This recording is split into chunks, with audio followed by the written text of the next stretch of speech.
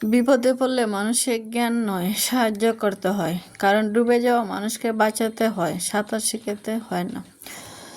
তো লাইজুচুবের লাইফস্টাইল ব্লগতে আপনার সবাইকে স্বাগতম। তো আশা করি ভালো আছেন। তো নতুন একটি দিনে নতুন একটি বুড়ে আপনাদের সাথে ভিডিওটি শেয়ার করলাম। তো সকাল থেকে ভিডিওটি শুরু করি, বাট বিকালে আমি আপলোড দিই, যেহেতু সারাদিনে কাজকর্ম নিয়ে আপনাদের মাঝে হাজির হই। তো আমার বাসায় নেট ছিল না, ওয়াইফাই ছিল না, যার কারণে আমি কারো কোনো আপুর ভিডিও দেখতে পাই নাই, কোনো কমেন্টে রিপ্লাই দিতে পারি নাই। তো আন্তরিকভাবে দুঃখিত আমার বাসায় নেট না থাকার কারণে। তো আজকে সকাল থেকেই শুরু করলাম কাজকর্ম, শরীরটা তেমন ভালো না, তারপরেও তো আমাদের গৃহিণীকে তাদের কাজ চালিয়ে যেতে হয়। তো আজকে তেমন ঘরে কোনো কাজ করছি না, তারপরেও টুকিটাকি কাজ করতে করতে এমন সময় নেই। তো আমার রুমটাকে আজকে অনেক ডিপ ক্লিন করলাম, যেহেতু এই রুমে বেশি থাকা হয়, তো এই রুমটা একটু বেশি ময়লা হয়। আর দেখবেন বেশি গরম হলে যেহেতু পুরো আমি শুইতে হয়, তো তাই সব কিছু ভেবে রুমটাকে একটি ডিপ ক্লিন করলাম আর অনেক সুন্দর পরিষ্কার করে নিলাম আর রুমটা মুছে নিলাম।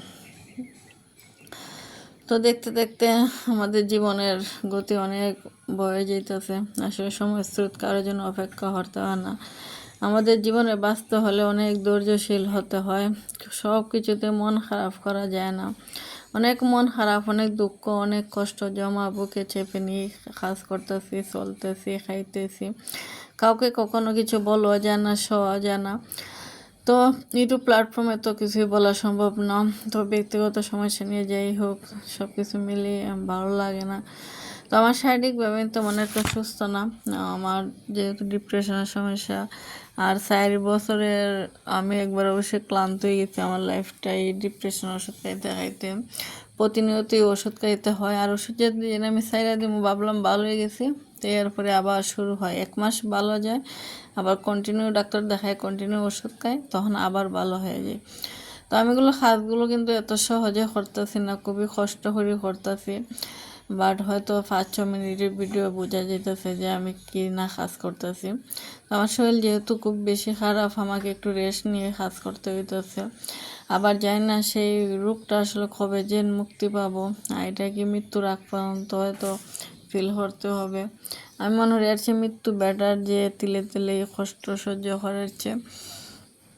আসলে আর ভালো লাগে না কিছুই, ডাক্তারের আর ওষুধ খাওয়া, এটা নিয়ে আমি আজকে 4 বছর ধরে এত পরিমাণ সাফার করতেছি যা বলার বাইরে। তো যাই হোক, কি আর করার, আমাদের সব দিকে তো সামলাতে হবে, এইসব অসুস্থ নিয়েও কাজ করতে হয়। তো যেহেতু আজকে ভাবলাম যে গাছের সবজি দিয়ে রান্না করবো, তো দেড়শ ফাইরে নিয়ে আসলাম, দেড়শ ভাজি করবো। আর এদিকে শাক রান্না করবো, শাকটার ভিডিও করা হয়নি যেহেতু এটা আমার আম্মা তুলছিলেন। তো আমি শাক তেমন একটা পছন্দ করি না, আমার বিরক্ত লাগে শাক খাইতে। তো যেহেতু শাক গাছের শাক, এটাও সব মজাই লাগে, চিংড়ি মাছটা ভাজি হলে আরও বেশি ভালো লাগে।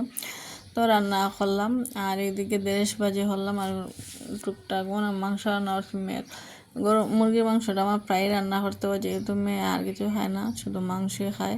আর এখন তো দেশি ফুলটিগুলো খাওয়া নেওয়া উচিত না, তো দেশি মুরগি কিনে আনি, তার জন্য একটু রান্না করতে হয়।